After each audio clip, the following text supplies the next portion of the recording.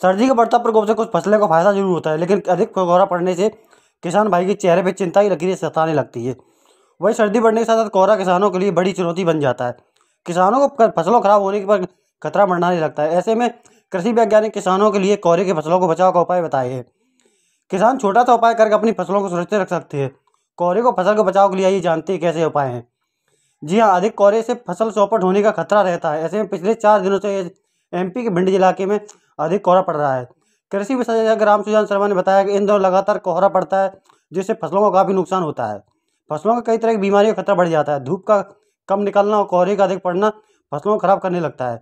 लंबे समय तक कोहरे का प्रभाव फसल पर रहने से फसल की ग्रोथ कम हो जाती है। इसमें फंगस की बीमारी पड़ने लगती है, जिससे फसल पूरी तरह खराब हो जाती है। किसान छोटे से उपाय से कोहरे से अपनी फसल को सुरक्षित रख सकते हैं। कृषि वैज्ञानिक ने बताया कि आलू, सरसों, गेहूं अन्य फसलों की कोहरे से सबसे अधिक नुकसान होता है। बीमारी का खतरा अधिक बढ़ जाता है। ऐसे में सुबह के समय इन फसलों को 2-3 दिन अंतराल सिंचाई करते रहे, जिससे कोहरे का फसल प्रभाव कम हो सके, फसल को अच्छी पैदावार हो सके। इसके लिए अलावा कोहरे पर फसल को बचाने के लिए आसपास धुआं कर दें। इसके अलावा एक रस्सी से लें और फसल के ऊपर ओस के ऊपर जमा पानी को रस्सी से रिमूव कर दें। अंततः पत्ती को नुकसान भी कर सकता है। जैसा कि आप जानते हैं, रबी की फसलों में दिसंबर लास्ट में कोहरा इस क्षेत्र में बहुत होता है और कोहरा फसलों के लिए नुकसानदायक है। क्यों नुकसानदायक है? उससे एक टेम्परेचर कम होता है, जो ओस की बूंदें रहती हैं कोहरा की वजह से पत्तियों पर जम जाती हैं बर्फ़ की तरह। जैसे ही बर्फ़ की तरह जो टेम्परेचर है, जो उपयुक्त टेम्परेचर उससे नीचे आएगा तो वो डैमेज करता है, ग्रोथ को तो कम करता ही करता है, पत्तियों में जमा रह जाता है, तो उसकी वजह से पत्तियाँ भी एक तरीके से गल जाती हैं, सड़न की मतलब उसमें होती है और फंगस रोग भी बढ़ता है।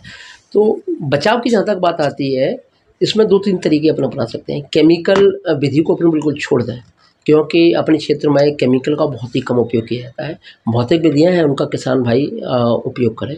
जैसे कि हल्की सिंचाई है, हल्की जिस खेत में हल्की सिंचाई देंगे तो उस वजह से कोहरा आपने देखा होगा उस क्षेत्र में, उस खेत में कोहरे का प्रकोप कम होगा। दूसरा होता है जो मेड़ होती हैं उन पर धुआं कर दें, कचरा है सब जगह वो इकट्ठा कर दें चारों तरफ से, जहाँ धुआं होगा तो वो कोहरे की जो परत रहती है उसको रिमूव करने का कार्य करती है। तीसरा होता है कि रस्सी लें, 2 पकड़ें और पत्तियों पर, जैसे कि सरसों फ्लावरिंग से ऊपर है या गेहूँ बड़ा हो गया, एक सिंचाई होगी उसके बाद ही बढ़ाए, तो उस पत्तियों पर जो पानी की उसकी बूंदें रहती है टिकी रहती है, लंबे समय तक कोहरा रहता है तो डैमेज करता है उसको, उन उसकी बूंदों को रिमूव करें तो उससे भी फ़ायदा होगा।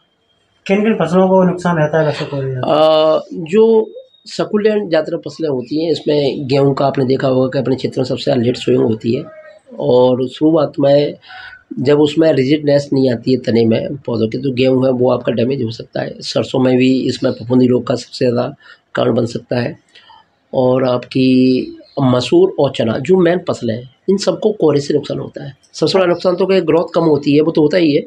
ओस जहाँ जमी रहने से रेगुलर अगर कोहरा रहता है तो उससे भी फसल को नुकसान होता है। अच्छा, अधिक सर्दी की नुकसान रहती है पर कोहरा नुकसान रहता है फसलों में, क्या? टेम्परेचर जितना ज़्यादा लो जाता है तो उससे ग्रोथ रुकती है, लेकिन कोहरे की वजह से जो पत्तियां हैं, फिजिकल जो ग्रोथ है उसकी, वेजिटेटिव ग्रोथ, वो प्रभावित होने के साथ सकुलेंटनेस बढ़ती है और फफूंदी बढ़ने का चांस रहता है। फफूंदी रोग उस पर सबसे ज़्यादा हावी हो जाएंगे, कोई भी फसल हो।